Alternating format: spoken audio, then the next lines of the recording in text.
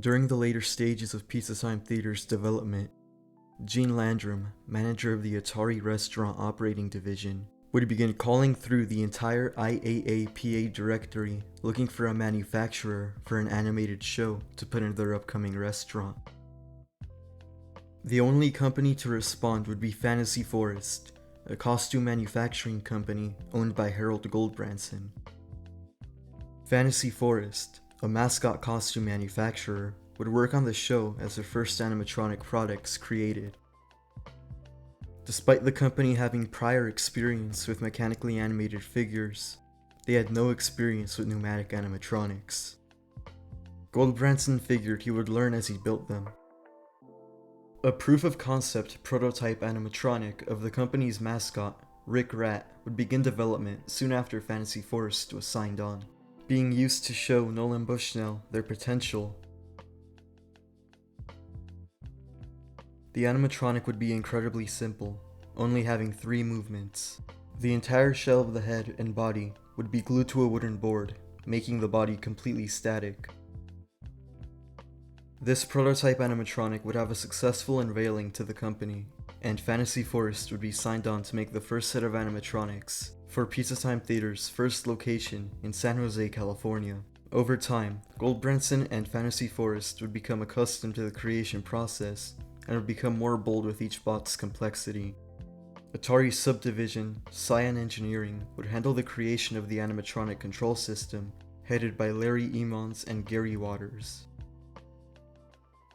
The set of animatronics built for the first restaurant premiered on May 17, 1977.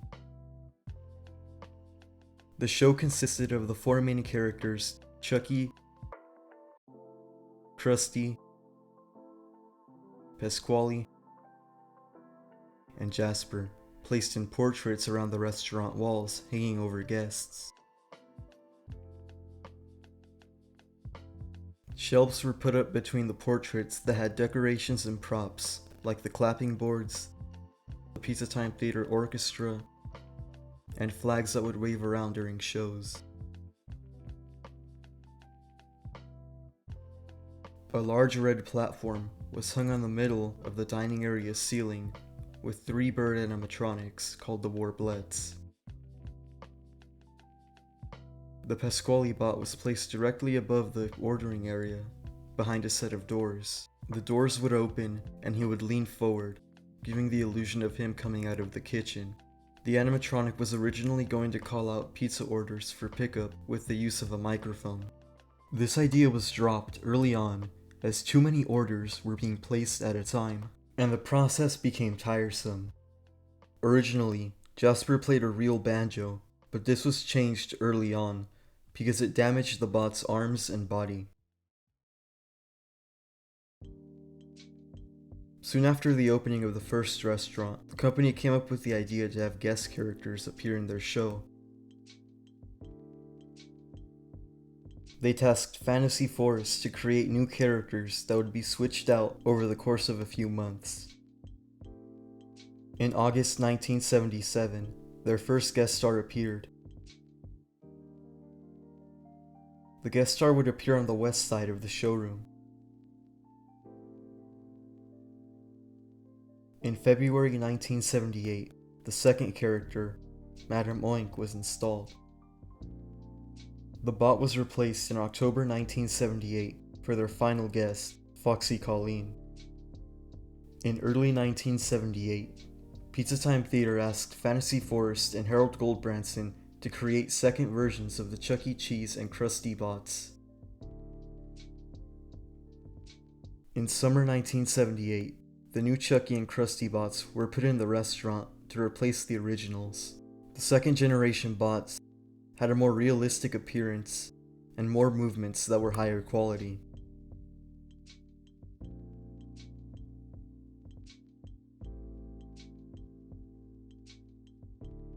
After their removal, the original Chucky and Krusty bots were sent to the Pizza Time Theater corporate office in Sunnyvale, California, where they were put on display. In fall 1978, Fantasy Forest was tasked with building a second animatronic stage show for the company's next restaurant being built in San Jose. on Coosa Road. The new show made its debut on December 2nd, 1978. The characters in this new show had more detailed designs and better movements. The new show would also have features not seen in the original, like the addition of the Mopsy sisters to replace the Warblettes, and the debut of Mr. Munch to replace Krusty. The Munchbot was hidden behind a set of doors, like Pasquale. The Mopsy sisters were also exclusive to this location.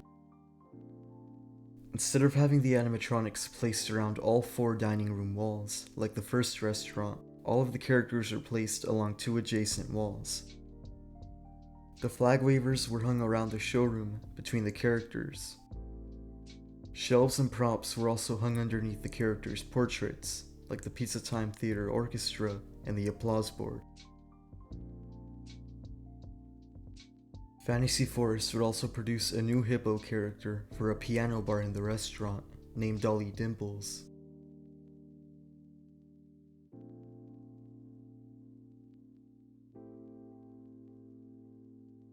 In 1979, the 2 portrait stages both made appearances on television shows.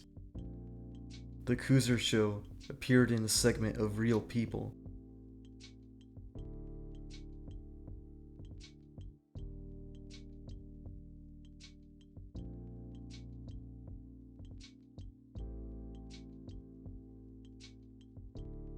The Winchester Show would appear in an Australian broadcast, 4 Corners, in their New Eatery Fad segment about the restaurant. They would feature the 2nd generation Chucky and Krusty bots, along with the rest of the characters.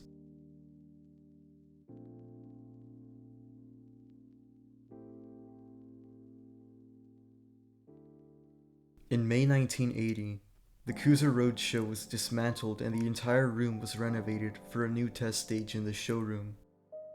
This stage was the first balcony stage. Not long after the Coosa Road location dismantled their stage, the original restaurant would remove their original portrait bots for the standard Cyberamic characters. After the restaurants removed the portrait bots, they were sent to the corporate offices in Sunnyvale. Both sets of characters would remain there until Pizza Time Theater moved from the building following their bankruptcy in 1984. Most of the animatronics' fates are unknown, although they were most likely thrown away. An employee would rescue the Winchester Chucky animatronic, along with the Winchester Pasquale and Jasper, during the corporate move. The employee had the 3 animatronics on display and even created brand new cosmetics for the bots. Paul Linden of SPT's entertainment department also acquired the Krusty animatronic during the move. In the 1990s, CEC Entertainment borrowed the Winchester bots to use in a museum dedicated to the company's history. The museum plans would never go through, and the animatronics were instead displayed in the Chuck E. Cheese corporate office. The 3 animatronics were put up and rigged to a button that would play a short skit. The bots would also stay in their updated cosmetics. The bots wore down to the point where they could no longer function. Brian Hagan of the entertainment department attempted to repair the old bots by replacing original cylinders. Their condition worsened and they had to be turned off. Only the audio of the skit would play. The bots would remain there until 2004, when the building would undergo a remodel. The bots would be removed from their spot on the wall, and were ordered to be destroyed as a part of the company's de-identification policy. The Jasper and Pasquale bots were destroyed, but the Chucky was rescued by the entertainment department and was displayed in Department 18 for several years. In 2011, the bot was sold.